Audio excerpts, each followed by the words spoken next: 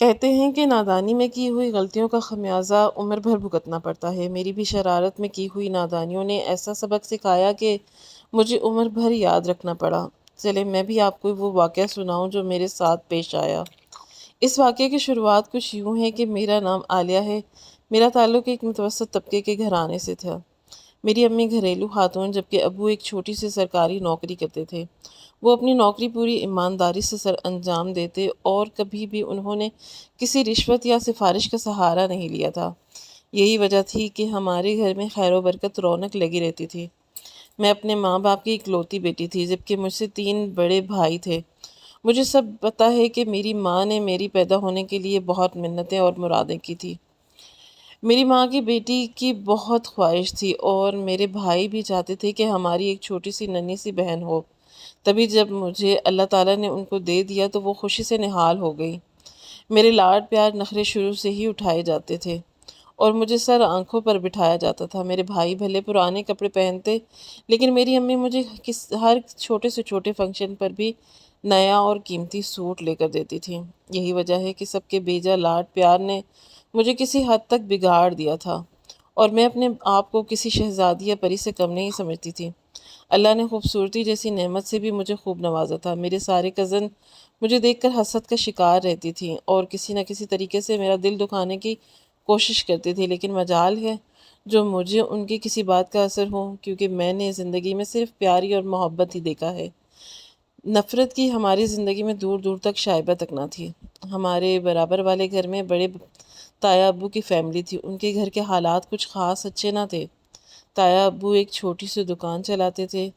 گھر ان کا اپنا تھا اور اللہ تعالیٰ نے 4 بیٹیاں بھی عطا کی تھیں جبکہ بیٹا سب سے چھوٹا تھا۔ میں بچپن میں کھیلنے کے لیے ہر روز ان کے گھر جایا کرتی تھی۔ کبھی وہ میرے گھر آ جاتی تھی۔ ہمارا بچپن بہت حسین گزرا تھا اور ہماری آپس میں بنتی بھی بہت تھی۔ ہم چونکہ سب اوپر تلے کی تھیں تو سب ہمیں یہی کہتے تھے کہ تم لوگ جڑوا لگتے ہو۔ ہم ان کی کہی ہوئی بات پر ہنستے اور پھر گھر آ کر امی یا تائی اماں کو بتاتے۔ اب بچپن کے دن گزر گئے۔ میٹرک کے کرنے کے بعد اب میں کالج میں آ چکی تھی، لیکن میری شرارت اب بھی ویسی کی تھی۔ تایا ابو کے حالات بھی مزید خراب ہو گئے تھے۔ ان کی بیٹیاں ہمارے گھر اب کم آتی جاتی تھی، اس لیے میں بھی ان کے گھر زیادہ نہیں جاتی تھی۔ ویسے بھی میں نے انہیں چھوڑ کر کالج میں نئی دوستیں بنا لی تھی۔ ان کے ساتھ میں بہت خوش رہتی تھی۔ وہ تقریباً باہر دوسرے دن میرے گھر آ جاتی اور امی ان کو خوب خاطر تواضع کرتی۔ میرے بھائی یہ دیکھ کر مجھے سمجھاتے کہ روز گھر میں دوستوں کو لانا ٹھیک نہیں ہے۔ پتہ نہیں وہ گھر میں اپنے ماں باپ کو بتا کر آتی ہیں یا بغیر بتائے۔ ان کی بات سن کر میں چڑھ جاتی اور کہتی کہ میں تمہاری ابو سے شکایت لگاؤں گی کہ تم مجھے ایسے بولتے ہو۔ مجھے نہیں پتا تھا کہ وہ میرے بھلے کے لیے ہی سمجھاتے تھے۔ اگر میں ان کی بات مان لیتی تو آج یوں اپنی زندگی میں نادانیاں نہ کرتی جن کی وجہ سے میں کافی دن تک پریشانیوں کا شکار رہی۔ ہمارے کالج چونکہ ایک سرکاری کالج تھا اس لیے وہ بہت بڑے رقبے پر تھا۔ اس کالج میں درخت تھے کہ انہیں دیکھ کر کسی جنگل کا شائبہ ہوتا تھا۔ کالج کا ایک حصہ ایسا تھا کہ جہاں کوئی اسٹوڈنٹ زیادہ آتا جاتا نہیں تھا اور چوکیدار بھی وہاں آنے سے منع کرتے تھے۔ اس ایریا میں جا بجا مختلف پھلوں کے درخت بھی تھے۔ ان کو دیکھ کر کبھی کبھی منہ میں پانی بھی بھر آتا تھا، لیکن وہاں جانے کی ہمت کسی میں بھی نہیں تھی۔ اس لیے لڑکیاں صرف ایک محدود حد تک ہی کالج میں گھومتی نظر آتی تھیں۔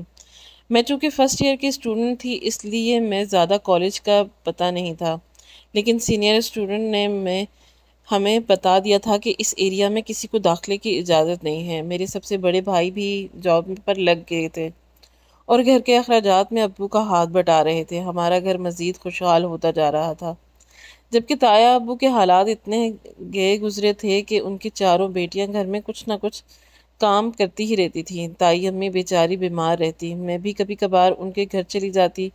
میرے کزن نے مجھے کہتی تھی کہ عالیہ تم آتی نہیں ہو۔ اب میں انہیں کیا بتاتی کہ ان کی دوائی زدہ گھر میں میرے آنے کا بالکل بھی دل نہیں کرتا۔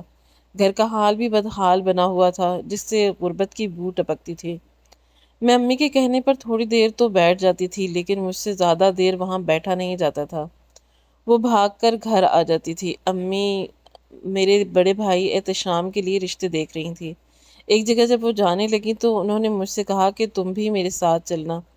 بھائی کی لڑکی دیکھنے، لیکن میں نے صاف منع کر دیا، مجھے ان چیزوں میں کوئی دلچسپی نہیں تھی۔ ہاں، بھائی کی شادی کا شوق ضرور تھا، میں بہت ایکسائٹڈ تھی۔ کبھی کبھی سوچتی کہ پتہ نہیں میرے آنے والی بھابھی کیسی ہوگی۔ جبھی ابو اور امی نے اچانک فیصلہ کیا کہ احتشام بھائی کے لیے تایا ابو کی بڑی بیٹی کا رشتہ مانگ لیا جائے، مجھے یہ بات بہت ناگوار گزری اور میں غصے میں امی کے پاس پہنچ گئی۔ امی، آخر آپ یہ کیسے سوچ سکتی ہیں؟ بھلا تایا ابو کی بیٹی احتشام بھائی کے قابل کہاں ہے؟ اور آپ نے سوچا بھی کیسے کہ میں اسے اپنی بھابھی بناؤں گی؟ کہ آپ کو دنیا میں کوئی اور لڑکی نظر نہیں آئی تھی؟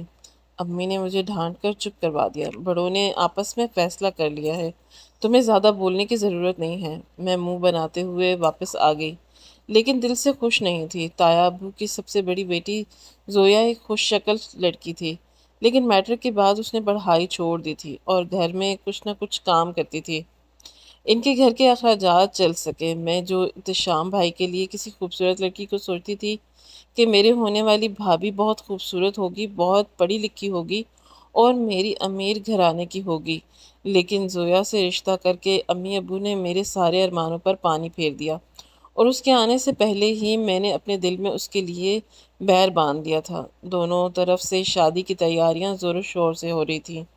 میں بھی سب کچھ بھول بھال کر شادی کی تیاریوں میں لگ گئی۔ کالج کی دوستوں کو بھی میں نے شادی پر انوائٹ کیا تھا۔ میں نے ہر فنکشن کا جوڑا ابو اور امی سے فرمائش کر کے بنوایا تھا۔ میں چاہتی تھی کہ فنکشن میں سب سے الگ نظر آؤں اور سب دلہن کو بھول کر مجھے دیکھتے رہ جائیں۔ مہندی پر میں نے اور میری دوستوں نے خوب ہلا گلا کیا اور میں نے نیک کے نام پر احتشام بھائی سے خوب پیسے بٹورے۔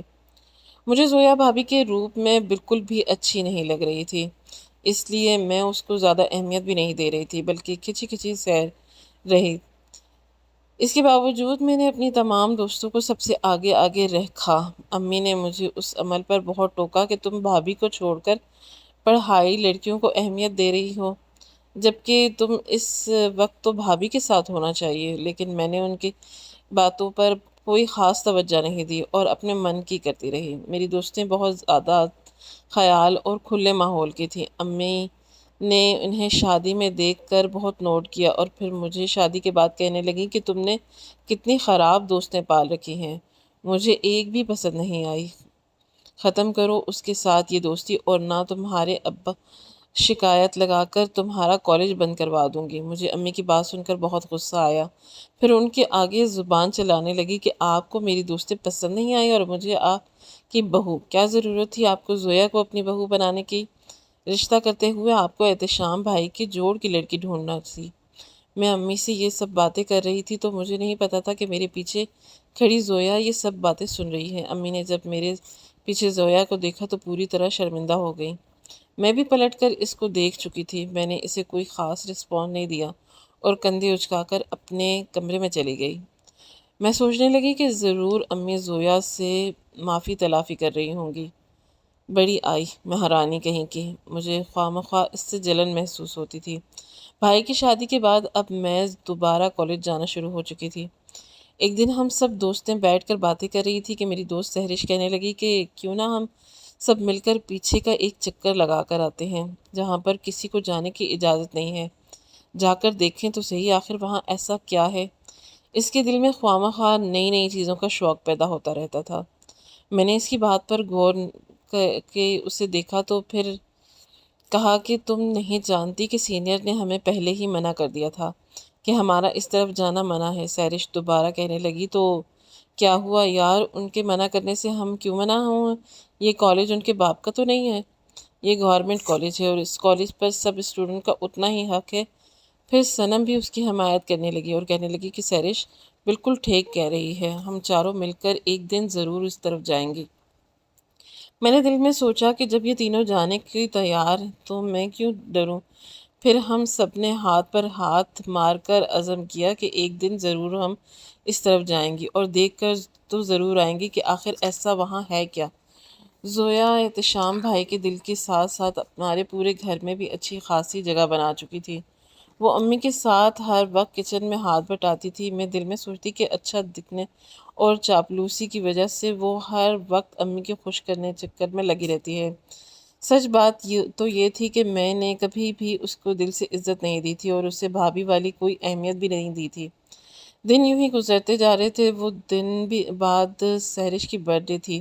اس نے ہمیں ٹریٹ دینی تھی اور بدلے میں ہم نے اس کو گفٹ۔ اتفاق یہ ہوا کہ اس کی برتھ ڈے والے دن میں اس کا گفٹ لے جانا بھول گئی اور جیسے ہی کالج گئی تو اس کے ہاتھ میں مجھے کیک نظر آیا۔ پھر میں اچھی خاصی شرمندہ ہو گئی اور اس سے معافی تلافی کرنے لگی کہ تم جو بولو گی میں کروں گی، لیکن آج میں تمہارا گفٹ بھول گئی۔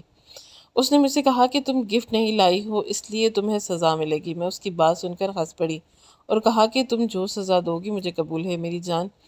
پھر ہم چاروں دوستیں ہنسنے لگے۔ کالج میں 2-3 پیریڈز پڑھ لینے کے بعد ہم سب دوست مل کر کالج کے گراؤنڈ میں آ گئے۔ سیرش نے کیک کاٹا اور ہم سب اس کو برتھ ڈے وش کرنے لگے۔ سنم اور تہمینہ نے اسے گفٹ دے دیے۔ میں آج اس کا گفٹ بھول آئی تھی، تبھی سیرش مجھے کہنے لگی کہ عالیہ آج میرا گفٹ بھول کر آئی ہو اس لیے میں اسے سزا دینے والی ہوں۔ میں نے ہنس کر کہا کہ مجھے تمہاری ہر سزا قبول ہے۔ پھر سیرش نے ہم تینوں کو اٹھایا اور کہا کہ چلو میرے ساتھ۔ پھر وہ ہم تینوں کو کالج کے پچھلے حصے کی طرف لے آئی۔ پھر مجھے اشارہ کرتے ہوئے بولی کہ وہ دیکھو سامنے تمہیں جامن کا ایک پیڑ نظر آ رہا ہے، اس پیڑ پر لگا ہوا وہ لال رنگ کا دھاگا، بس تمہیں وہی دھاگا لے کر آنا ہے تو میں سمجھوں گی کہ وہ میرا گفٹ ہے۔ سنم سے کہنے لگی کہ یہ تو تم کیا کر رہی ہو سیرش، بھلا وہاں لڑکیاں کب آتی جاتی ہیں جو تم اس سے بھیج رہی ہو؟ سیرش نے کہا مجھے پتا ہے کہ وہاں لڑکیاں نہیں آتی جاتی، لیکن آج میں اپنی دوست کی خاطر عالیہ کو آزمانا چاہتی ہوں۔ کیا میری خاطر وہاں جا سکتی ہے؟ میں تھوڑی دل میں ڈری ہوئی تھی، لیکن میں نے سحرش کو ناراض نہیں کرنا چاہتی تھی۔ میں نے کہا چلو ٹھیک ہے، میں وہ دھاگا تمہیں ضرور لا کر دوں گی، پھر تم اسے اپنے ہاتھ پر باندھ لینا۔ میں نے اپنا بیگ نہیں پکڑا، پھر اس ایریا میں جانے لگی جہاں پر کالج کی انتظامیہ لڑکوں کو منع کرتی تھی۔ اس طرف کوئی بھی نہ تھا اور نہ ہی کسی نے ہمیں دیکھا۔ میں شاید بھول گئی کہ اوپر کھڑی ہوئی لڑکیاں دوسری منزل پر وہاں سے مجھے دیکھ رہی تھیں۔ پھر میں نے درختوں کی اس طرف آ گئی جہاں پر وہ جامن کا پیڑ تھا۔ یہاں پر بہت زیادہ درخت ہیں، سارے ہی درخت بہت خوبصورت اور ہرے بھرے تھے۔ وہ تینوں وہاں کھڑی ہوئی مجھے ہاتھ ہلا ہلا کر دیکھ رہی تھیں۔ اب میرے سامنے ہی جامن کا پیڑ تھا، وہ لال رنگ کا دھاگا مجھے صاف دکھائی دے رہا تھا۔ میں ہاتھ بڑھا کر اسے کھولنے لگی۔ دھاگا اچھی طرح مضبوطی سے پیڑ کی شاخوں پر بندھا گیا تھا۔ 3 گانٹھ اس دھاگے پر لگی ہوئی تھی، جیسے کسی نے اس کو کسی وجہ سے باندھا ہو۔ مجھے کھولنے میں بہت دشواری ہو رہی تھی اور میں جلد از جلد وہاں سے جانا چاہتی تھی۔ پھر کوشش کے بعد آخر دھاگا کھل گیا۔ دھاگا کھلتے ہی مجھے ایسا لگا جیسے کوئی دھواں سے نکل کر کھڑا ہوا ہے، شاید میری آنکھیں دھندلا گئی تھیں۔ کیا مجھے ایسا محسوس ہو رہا تھا؟ پھر میرے جسم کو زوردار جھٹکا لگا، مجھے اپنا وجود بے حد بھاری محسوس ہو رہا تھا۔ میں پیچھے پلٹ کر اپنی دوستوں کو دیکھنا چاہتی تھی، لیکن مجھے پیچھے پلٹنا بہت دشوار ہو گیا تھا کیونکہ میرا جسم بہت میرے خیال میں ہل ہی نہیں رہا تھا۔ جسم میں کوئی تیز تیز سوئیاں چبھنے لگیں کہ پھر میرا سر اتنا بھاری ہوا کہ ایسا لگا کسی نے وہ من کا وزن میرے سر پر لا رکھا ہو۔ قدم اٹھانے کی ناکام کوشش کرتے ہوئے بھی میں وہی گر کر بے ہوش ہو گئی۔ اس سے آگے کا واقعہ آج میری بھابھی زویا کی زبانی سنیے۔ دوستو میرا نام زویا ہے، عالیہ نے آپ سے میرا تعارف تو کروایا ہی۔ میں ایک سیدھی سادی گھریلو لڑکی ہوں۔ مجھے میری کزن عالیہ سے شروع ہی سے بہت محبت تھی۔ وہ مجھ سے عمر میں 7 سال چھوٹی تھی۔ بچپن میں اسے گود میں اٹھا کر چیزیں دلا کر جایا کرتی تھی۔ اس کا کوئی دن ہمارے بغیر شروع ہی نہ ہوتا تھا۔ میری چھوٹی بہنوں کے ساتھ اس کی خوب دوستی تھی کہ جیسے جیسے وقت گزرتا گیا اس کی دوستی بدلنے لگی اور ہمارے ساتھ اس کا رویہ بھی اب وہ پہلے جیسی عالیہ نہیں رہی تھی، بلکہ جن دوستوں سے اس کی دوستی تھی انہوں نے اسے ایک چالاک لڑکی کے روپ میں ادھار دیا تھا۔ اب وہ ہمیں کچھ خاص پسند نہیں کرتی تھی اور پہلے کی طرح ہمارے گھر بھی نہیں آیا جایا کرتی تھی۔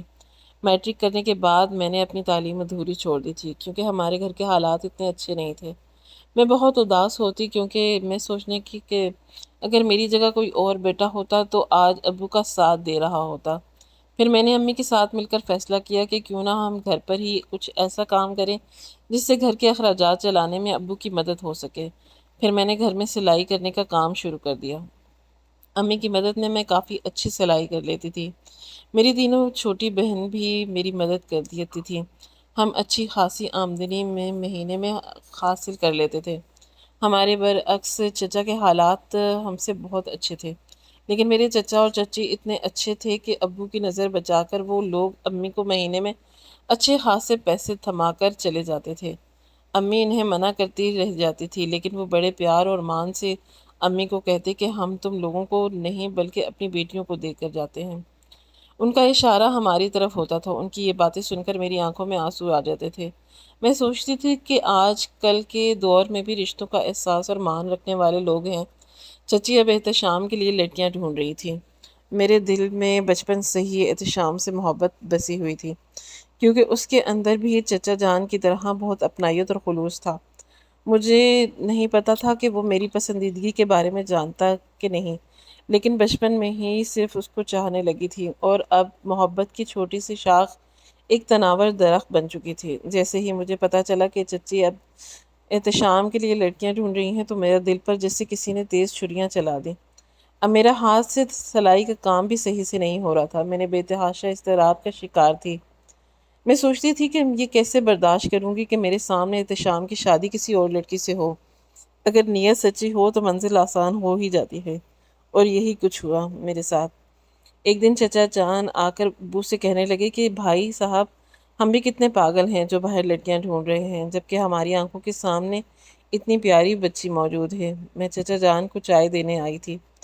ان کی بات کا مطلب کچھ مجھے سمجھ آ رہا تھا۔ میں دھڑکتے دل کے ساتھ چائے دے کر واپس کچن میں آ گئی۔ ان کے جانے کے بعد امی نے مجھے خوشخبری سنائی کہ تمہارے چچا نے تمہارا ہاتھ احتشام کے لیے مانگا ہے۔ مجھے لگا کہ کسی نے ٹھنڈی بارش میرے اوپر برسا دی ہو۔ کیا دل سے مانگی ہوئی دعا یوں بھی قبول ہوتی ہے؟ مجھے اپنے آپ پر پورا یقین ہوتا چلا گیا۔ میں کمرے میں جا کر شکرانے کے نفل ادا کرنے لگی۔ دونوں طرف سے رشتہ طے ہونے کے بعد شادی کی تیاریاں ہونے لگی۔ میں نے اپنی چھوٹی بہن سے سنا تھا کہ عالیہ کو اس شادی پہ اعتراض ہے۔ وہ چاچی جان کو کہہ رہی تھی کہ آپ نے زویا کو میری بھابھی کے لیے کیوں چنا ہے۔ یہ بات سن کر میں تھوڑی پریشان تو ہوئی، لیکن پھر میں نے سوچا کہ میں اسے اپنی محبت اور خلوص سے اپنا بنا لوں گی۔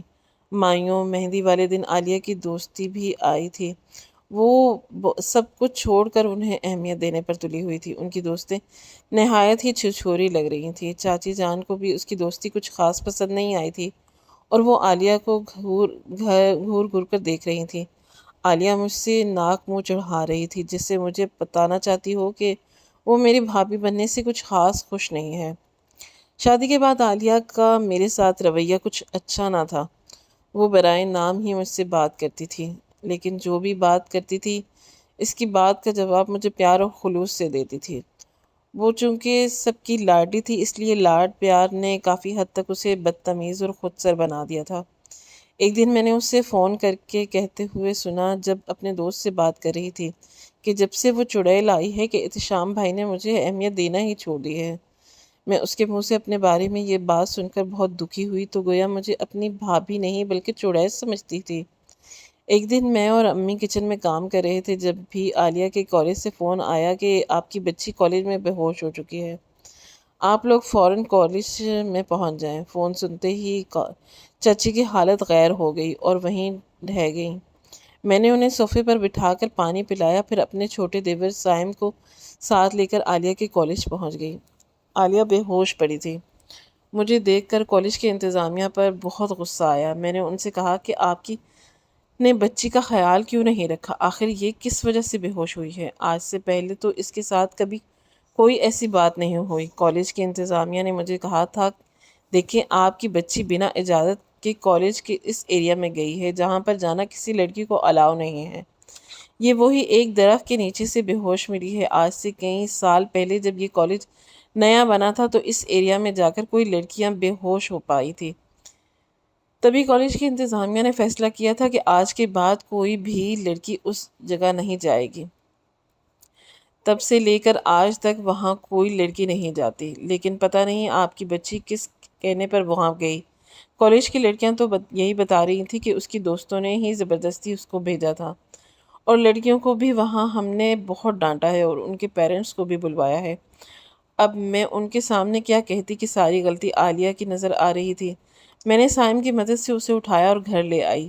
گھر پر چچی جان کی پریشانی سے برا حال تھا۔ عالیہ کو دیکھ کر تو وہ باقاعدہ رونے لگیں۔ میں نے انہیں دلاسا دیا اور سمجھایا کہ ہو سکتا ہے وہ صبح ناشتہ کر کے نہ گئی ہو، تبھی کمزوری کی وجہ سے بے ہوش ہو گئی ہو۔ کافی دیر گزر جانے کے بعد جب عالیہ ہوش میں آیا تو گھر کے سب افراد ہی اس کے ارد گرد کھڑے تھے۔ وہ سب کو خالی خالی نظروں سے دیکھ رہی تھی، اس کی آنکھیں لال ہو رہی تھیں۔ چچی جان نے اسے دیکھا اور وہ پوچھنے لگی، بیٹا تمہاری طبیعت کیسی ہے؟ چچی جان کی بات سن کر وہ غصے سے بولی، مجھے میری طبیعت کو کیا ہوا ہے؟ میں بالکل ٹھیک ہوں، آپ لوگ جائیں یہاں سے۔ میرے سر پر کیوں کھڑے ہو گئے ہیں؟ اس کا لہجہ بہت بھاری تھا، جیسے وہ ہم سب سے ناگواری محسوس کر رہی ہو۔ میں نے چاچی جان کو اشارہ کیا کہ آپ خاموش رہیں، ابھی اس کی طبیعت ٹھیک نہیں ہے۔ چاچی جان نے اسے سختی سے منع کیا کہ تمہیں کوئی ضرورت نہیں ہے کالج جانے کی، ان آوارہ اور نکمی دوستوں نے تمہیں جان بوجھ کر وہاں بھیجا تھا کہ تم بیمار ہو جاؤ۔ عالیہ ایسے ظاہر کر رہی تھی جیسے اس نے چچی جان کی کوئی بات سنی ہی نہ ہو۔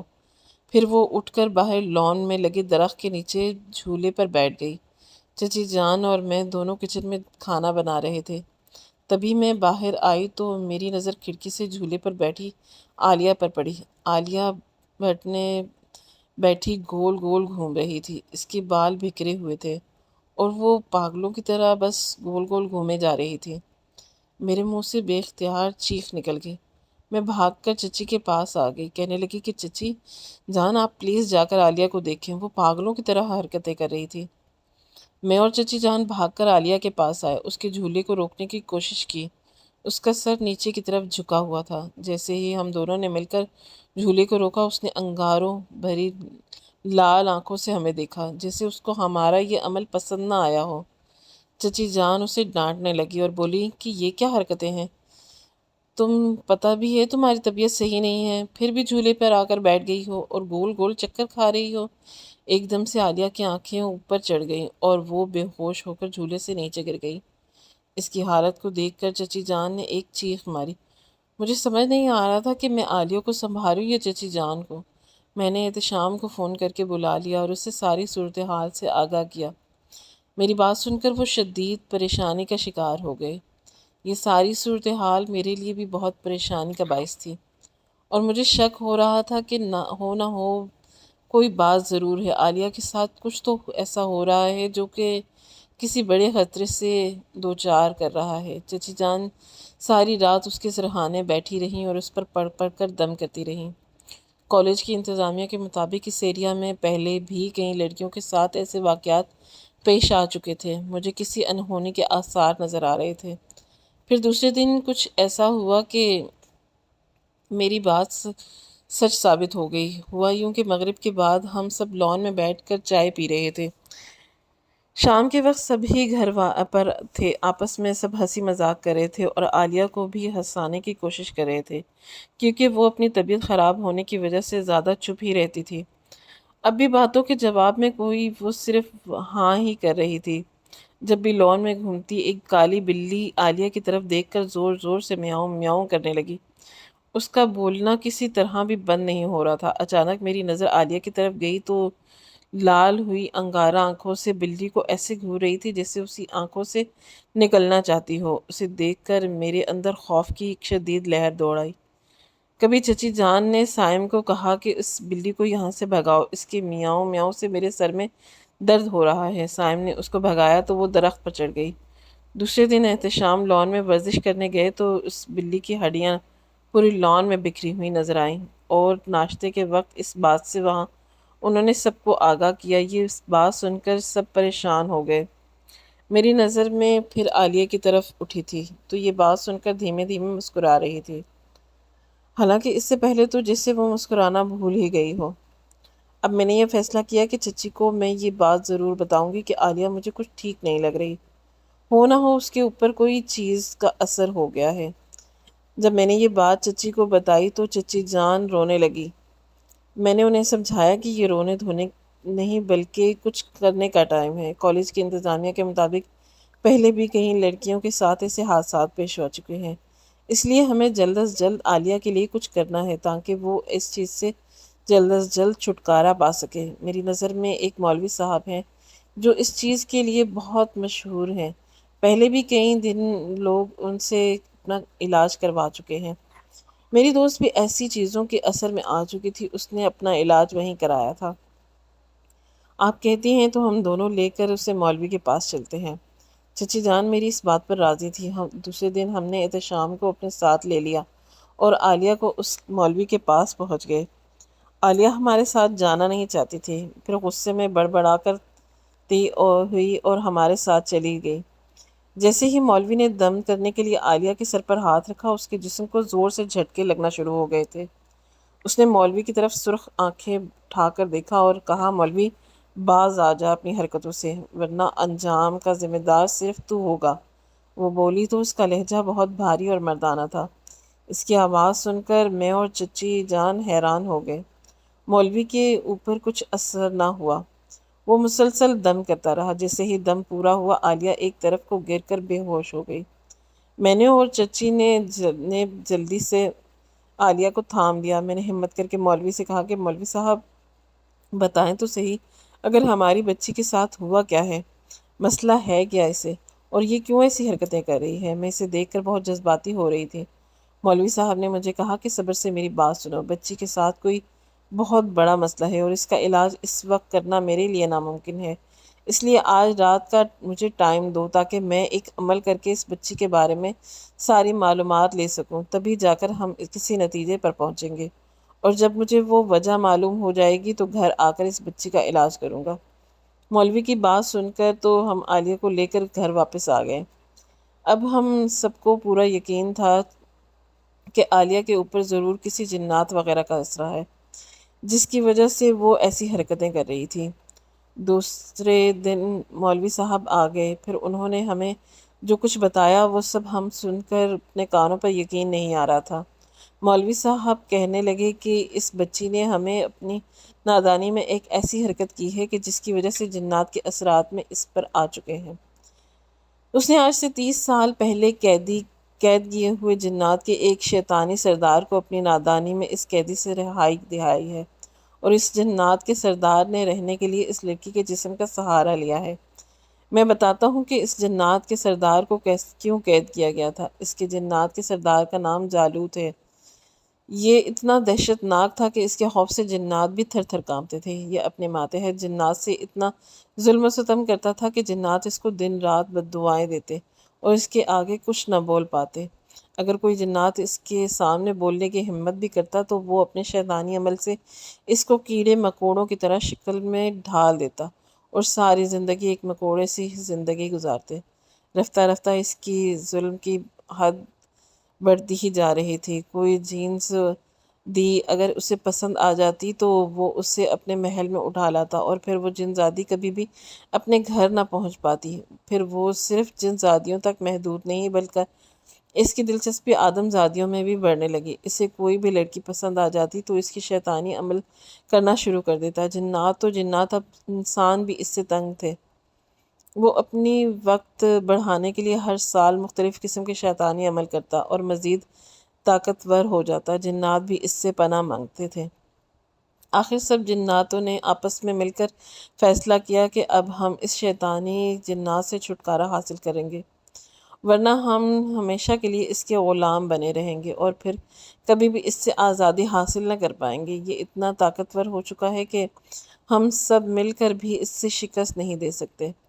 اس میں سے ایک بڑی عمر کی جنات نے کہا کہ اس کو شکست دینا ہم میں سے کسی کے بس کی بات نہیں، کیونکہ نہ ہم اس سے چھٹکارا پانے کے لیے کسی آدمزاد عالم دین کا سہارا لیں، کیونکہ بھی کچھ بھی ہو اللہ نے اس مخلوق کو اشرف المخلوق کا درجہ دیا ہے، اور آدم ذات دنیا میں رہنے والے ساری مخلوق سے افضل ہے۔ اس جنات کی بات سن کر سارے جنات متفق ہو گئے، اور پھر انہوں نے اپنے آپ کو انسان کے روپ میں ڈھال لیا اور ایک نیک عامل کے پاس جا پہنچے۔ انہوں نے اس عامل سے رو رو کر فریاد کی کہ آپ ایک نیک انسان ہیں اور ہمیں یقین ہے کہ آپ ہماری ضرور مدد کریں گے، اور پھر کچھ بھی ہو ایک ظالم شیطانی جنات سے نجات دلائیں گے۔ انہوں نے مزید کہا کہ کسی طرح وہ جنات کے ساتھ ساتھ انسانوں کو بھی تنگ کر رہا ہے۔ عامل بھی بہت نیک اور دیندار آدمی تھے۔ وہ پہلی نظر میں ہی پہچان گئے کہ یہ انسان نہیں بلکہ جنات ہیں اور کسی جنات کے ہاتھوں ستائے ہوئے ہیں۔ انہوں نے کہا کہ تم لوگ میرے پاس مدد کے لیے آئے ہو، بھلے وہ تم انسان نہیں لیکن میں تمہاری مدد ضرور کروں گا، کیونکہ اللہ نے حکم دیا ہے کہ کسی کی مدد کرنا ہمارے دین میں شامل ہے۔ وہ سارے جنات بہت خوش تھے۔ انہوں نے کہا کہ عامل صاحب، ہمیں پورا یقین تھا کہ آپ ہماری مدد کے لیے ضرور کیونکہ جنات سے زیادہ رحم دل انسان ہوتے ہیں۔ اب عامل نے انہیں کہا کہ سال میں ایک ایسا دن آتا ہے جب سارے شیطان جنات اپنی طاقت بڑھانے کے لیے ایک محفل سجاتے ہیں، پھر وہ سب مل کر ایک شیطانی عمل کے ذریعے نئے سرے سے جوان ہو جاتے ہیں، اور اگر وہ عمل الٹا ہو جائے تو شیطان کمزور ہو جاتا ہے، پھر وہ دوسرے جنات کے لیے محض ایک غلام ہوتا ہے۔ اب اگر تم لوگوں نے اپنے حق کی لڑائی لڑنی ہے تو کچھ بھی کر کے اس شیطانی جنات کو یہ تو عمل کرنے سے روکنا ہو، یا پھر اس کا عمل الٹا کر دینا ہے۔ جنات نے مل کر ہی کے شیطانی عمل کو روکنا تھا۔ عامل نے کہا تھا کہ جیسے ہی یہ عمل الٹا ہوگا تو وہ شیطانی جنات بھی اپنے آپ ہی کمزور پڑ جائے گا، اور ہمیں اس کی کمزوری کا فائدہ اٹھا کر اسی وقت اس کو قید کرنا ہوگا۔ کیونکہ جنات کے ساتھ اب عامل بھی اس کی بھرپور مدد کر رہا تھا، تو کچھ بھی کر کے انہیں اس کا انتظار کرنا تھا۔ سارے جنات نے سوچا ہوا تھا کہ جیسے ہی وہ یہ عمل شروع کریں گے تو سب نے ایک ساتھ جا کر اس پر حاوی ہو جانا ہے اور چاروں طرف سے اس کو گھیر لیا۔ یوں اچانک آنے والی اس آفت سے گھبرا جائے گا اور شاید عمل بھی پورا کر دیا جائے گا، لیکن اس بات کا بھی خیال رکھنا ہے کہ اس شیطانی جنات کو اس کے ارادوں کی خبر نہ ہو۔ ایسے ہی دن گزر گئے اور آج رات شیطانی جنات کے عمل کرنے کا وقت تھا۔ سارے جنات بھی منصوبہ بنا کر بیٹھے تھے۔ اب وہ جنات ایک جامن کے پیڑ کے نیچے بیٹھا اپنا عمل شروع کر چکا تھا۔ ہر طرف آندھی، طوفان، تیز ہوائیں چلنا شروع ہو گئیں۔ درختوں کے پتے بھی اڑ کر ہر طرف پھیل گئے۔ اگر وہ یہ عمل پورا کر لیتا تو پہلے سے زیادہ مزید طاقتور ہوتا اور جنات کے لیے مزید خطرہ پیدا ہو جاتا۔ شاید وہ اس کو کبھی زیر پا نہ کر پاتے۔ عامل نے ہدایت کی تھی کہ جب تک میں اشارہ نہ دوں تو لوگوں نے کوئی قدم نہیں اٹھانا۔ وہ سارے جنات صرف عامل کے اشارے کے منتظر تھے۔ پھر عامل نے انہیں اشارہ کیا۔ سارے جنات جیسے ہی طاق میں تھے، جیسے ہی اس عمل کو کرتے ہوئے تھوڑی دیر گزری، اچانک جنات نے مل کر اس پر حملہ کر دیا، اور پھر کچھ بھی نہ کر سکا کیونکہ عمل اس کی زبان سے جاری تھا۔ اگر دھورا چھوڑ دیتا تو وہ پورا کمزور پڑ جاتا۔ جنات نے اس بری طرح دبوچا کہ اس کو عمل ادھورا رہ گیا اور وہ اس جنات کے زیر اثر آ گیا۔ عامل بھی انتظار کر رہا تھا۔ عامل نے ایسا عمل کیا کہ شیطانی جنات جامن کے پیڑ کے اندر ہی غائب ہو گیا۔ پھر عامل صاحب نے جلدی سے ایک لال رنگ کے ریشمی دھاگے کو اس درخت سے باندھ کر ہمیشہ ہمیشہ کے لیے شیطانی جنات کو قید کر دیا۔ سارے جنات بہت خوش تھے، عامل کے بہت شکر گزار تھے۔ پھر کئی سالوں بعد اس بچی نے اپنی نادانی میں اس دھاگے کو کھول کر ایک بار پھر سے شیطانی جنات کو آزاد کر دیا۔ اسے پہلے ہی آدم زادیاں پسند تھی، یوں اس شیطانی جنات نے اس بچی کے جسم کو اپنا مسکن بنا لیا اور سارے طرح طرح سے اس کو ستانے لگا۔ مولوی صاحب کی یہ باتیں سن کر ہم سب ایک شوق کی کیفیت میں تھے۔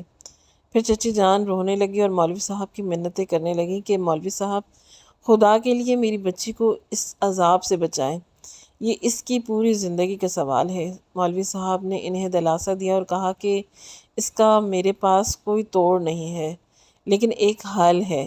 جیسے اس عامل نے اس رات کا انتظار کر کے اس شیطانی جنات کو قید کیا تھا، وہی عمل کر کے میں اس کو وہیں قید کر سکتا ہوں۔ اس کے لیے ہمیں تھوڑا انتظار کرنا پڑے گا، کیونکہ مجھے پورا یقین ہے کہ سب شیطانی جنات کی طرح یہ بھی اس رات وہاں ضرور جائے گا جہاں سب اکٹھے ہوتے ہیں۔ اتنے سال قید رہنے کی وجہ سے یہ کمزور اور لاغر ہو چکا ہے۔ اس کے اندر اتنی طاقت نہیں ہے کہ وہ کوئی بڑا کام کر سکے۔ ہم اس کا مقابلہ بھی کر سکتے ہیں، کیونکہ اگر ہمیں دیر ہو گئی یا اس شیطانی جنات نے وہ عمل کر لیا تو اس کی طاقت میں مزید اضافہ ہو جائے گا، اور پھر اس کام کا مقابلہ کرنا ہمارے بس سے باہر ہو جائے گا، کیونکہ یہ پہلے کی طرح طاقتور نہیں ہے۔ تو اپنی طاقت بڑھانے کے لیے یہ عمل ضرور کرے گا۔ جب تک آپ لوگ اس بچی کا خیال رکھیں اور پھر اسے کہیں بھی اکیلا نہ چھوڑیں، اور میں بھی اپنے عمل کے ذریعے بچی پر نظر رکھوں گا۔ آپ لوگوں کو کوشش کریں کہ گھر میں نماز پڑھیں اور قرآن پاک کی تلاوت کریں۔ پھر مولوی صاحب رخصت ہو گئے۔ اب ہمیں عالیہ کی فکر تھی۔ یقیناً یہ کوئی معمولی مسئلہ نہیں تھا۔ اپنی نادانی کے ہاتھوں وہ اپنے دوستوں کی وجہ سے وہ اس مشکل میں گرفتار ہو چکی تھی۔ ہم سب کو مل کر اب اس کی جان اس عذاب سے نکالنی تھی۔ وہ نادان تھی لیکن ہم اس کے بڑے تھے، اور مشکلوں میں بڑوں کو ہی چھوٹوں کا بچانا ہوتا ہے۔ کسی جان نے اس کی حالت دیکھ کر اس خود کو بیمار کر لیا تھا۔ عالیہ پہلے سے بہت زیادہ کمزور تھی۔ اس کی طبیعت اتنی خراب نہیں تھی کہ وہ کھاتی پیتی بھی نہ تھی، اور اس کی حالت سے پورے گھر والے بہت پریشان تھے۔ ہم کسی نہ کسی طرح خاندان والوں سے یہ باتیں چھپا رہے تھے، کیونکہ ہمیں پتا تھا کہ اگر خاندان والوں کو یہ بات پتہ چل گئی تو کل کو جب اس کی شادی ہوگی تو اس رشتے میں 100 رکاوٹیں پیدا ہوں گی۔ وہ چہکتی ہوئی بلبل بالکل ہی خاموش ہو گئی تھی۔ گھر والے اس سے بہت پیار کرتے تھے، اس کی وجہ سے انہوں نے بھی اپنے اوپر خوشی کو حرام کر لیا تھا۔ اس کی وہ نام نہاد دوستیں ایک بار پھر اس کی طبیعت پوچھنے کا گھر نہیں آئی تھی۔ اب ہمیں اس کی دن کا شدت سے انتظار تھا جب مولوی صاحب نے اس شیطانی جنات کو قید کیا۔ مولوی صاحب نے بتایا کہ اس دن ہوگا جب امواس کی رات ہوگی۔ اس کی کالی اندھیری رات میں تمام شیطانی جمع ہو کر ایک خاص رقص کرتے ہیں۔ وہ عمل کرنے کی وجہ سے جنات کو اس کے جسم سے الگ ہونا ہی پڑے گا، کیونکہ اس کا وہاں بہت ضروری ہے۔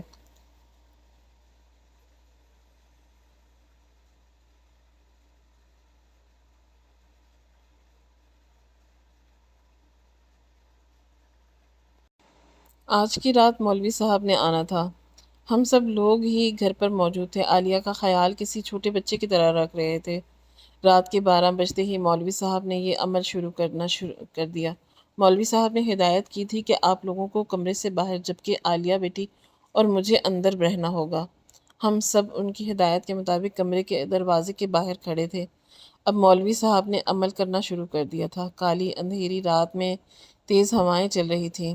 ایسا لگتا تھا کہ جیسے فضا میں بہت سارے لوگ مل کر شور مچا رہے ہوں۔ ادھر وہ شیطانی جنات عالیہ کے جسم سے نکل کر باہر جانے کی بھرپور کوشش کر رہا تھا۔ مولوی صاحب کے عمل کی وجہ سے اسے کوئی راستہ نہیں مل رہا تھا۔ جب بھی مولوی صاحب نے پورے کمرے میں دھونی دینا شروع کر دی۔ اب تو وہ گھبرا کر بھی کبھی عالیہ کے جسم میں تو کبھی باہر آ رہا تھا۔ اس بار جیسے ہی وہ باہر آیا، مولوی صاحب نے کوئلے کی راکھ اٹھا کر اس کے اوپر پھینک دی اور بالکل بے بس ہو چکا تھا۔ عجیب و غریب غراہٹ بھری آواز میں مولوی صاحب کو دھمکیاں دے رہا تھا۔ اس کی دھمکیوں کو نظر انداز کیے مولوی صاحب نے اپنی آنکھوں کو بند کی ہوئی تھی اور زبان سے عمل جاری تھا، اور آخرکار مولوی صاحب نے اپنے عمل کے ذریعے اس کو قید کر لیا۔ عالیہ بے ہوش ہو کر ایک طرف گر گئی۔ کمرے سے شدید دھواں نکل رہا کر باہر آ رہا تھا، جس نے ہم سب کو کھانسنے پر مجبور کر دیا تھا۔ پھر مولوی صاحب نے باہر آ کر ہم سب کو خوشخبری سنائی کہ میں نے اس کی جنات کو قید کر لیا ہے۔ اب وہ عالیہ بیٹی کو کسی بھی قسم کا کوئی نقصان نہیں پہنچا سکتا۔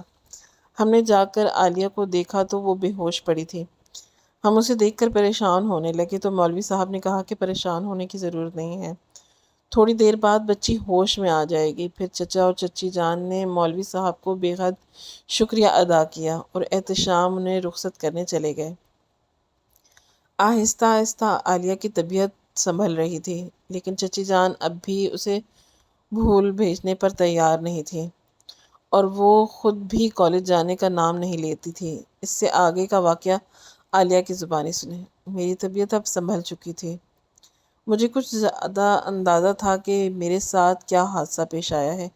میری وجہ سے امی اور گھر والے کتنی زیادہ پریشانی اٹھا چکے ہیں، اور میری بھابھی زویا نے میرا کتنا ساتھ دیا ہے۔ اب سوچتی ہوں تو شرمندگی ہونے لگتی ہے۔ بعض دفعہ ہم زندگی میں ایسی غلطیاں کر دیتے ہیں کہ جس کا خمیازہ نہ صرف ہمیں بلکہ ہماری وجہ سے سب کو بھگتنا پڑتا ہے۔ آج میں اپنی ان نام نہاد دوستوں کو بھی یاد کرتی ہوں جو کہ میرے حالات کے ذمہ دار تھیں، لیکن وہ میری طبیعت پوچھنے ایک دفعہ بھی ہمارے گھر نہیں آئیں اور مجھے پریشانی میں ڈال کر خود غائب ہو گئیں۔ میں ایک بار زویا بھابھی سے اپنے رویے کی معافی مانگنا چاہتی تھی، کیونکہ میرے دل میں پیشمانی تھی کہ میں نے ان کے ساتھ اچھا سلوک نہیں کیا۔ میں نے ان کے بڑھے ہوئے رویے، دوستی کے ہاتھ کو نظر انداز کر کے ایسے لوگوں کا ساتھ دیا جن کو اب میری ذات سے کوئی غرض ہی نہیں تھا۔